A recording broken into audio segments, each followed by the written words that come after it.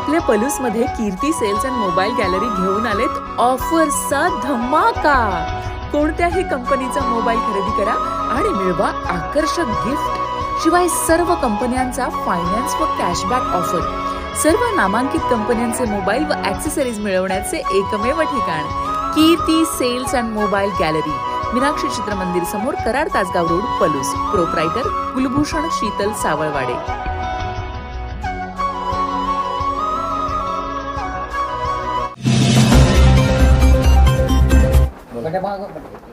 आज सकाळीच न्यूजच्या माध्यमातून बघितलं, पृथ्वीराज मोहोळनं जाहीर केलं की मी आज शिवराज राक्षेवर कुस्ती खेळण्यास तयार आहे. आणि खरं त्याने एक बाईट दिली की पंचांच्या निर्णयाचं वाईट वाटतं. हे खरं पृथ्वीराजच्या खेळाडू वृत्तीचं म्हणजे कौतुक केलं पाहिजे. आज तो पुन्हा खेळण्यास तयारी झाला आणि पंचांच्या निर्णयाचं वाईट वाटतं म्हणजे ह्याच्यातनं समजून जातो की आपण त्या दिवशी काय घडलं ते.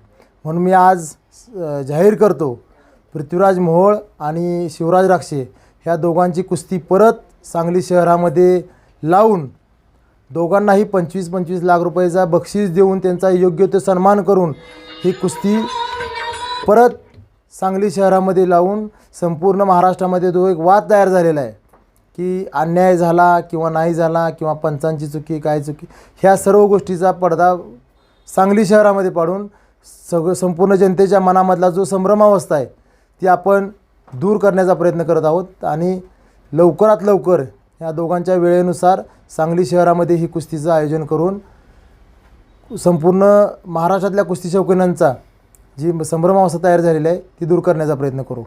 तसेच कुस्तीगीर संघ व कुस्तीगीर परिषद ह्या दोन्हीतनी एकत्र येऊन ह्या दोघांच्या समन्वयानं एक महाराष्ट्र केसरी स्पर्धा ह्या महाराष्ट्रामध्ये झाली पाहिजे.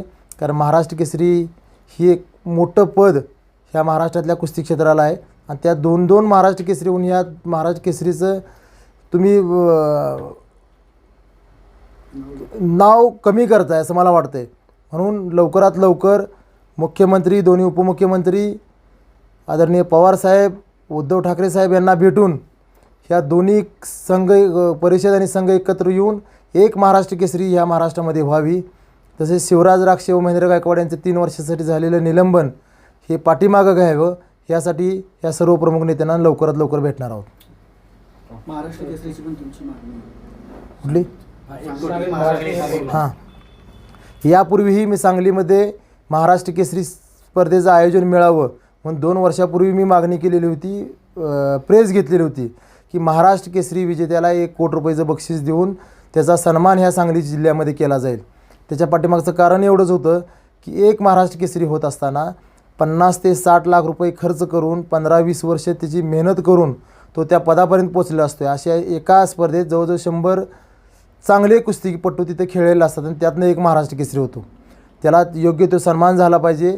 सांगलीमधनं एक पायंडा पडला पाहिजे महाराष्ट्रामध्ये की महाराष्ट्र केसरी विजेत्याला 1 कोटी रुपये बक्षीस सांगली जिल्ह्यानं दिलं तर येणाऱ्या काळामध्ये नगरला घेऊ दे, औरंगाबादला घेऊ दे, तिथं स्पर्धा घेतल्या तर महाराष्ट्र केसरी विजेत्याला 1 कोटी रुपये देण्याची जी तयारी आहे तो स्पर्धा भविष्यामध्ये घेईल.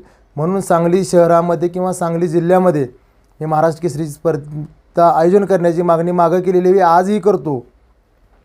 आणि निर्विवाद स्पर्धा कशा होतात हे सांगली जिल्हा तुम्हाला संपूर्ण कुस्ती शौकीनांना दाखवून देईल. यासाठी मला या स्पर्धेची मी मागणी करत आहे. ओके.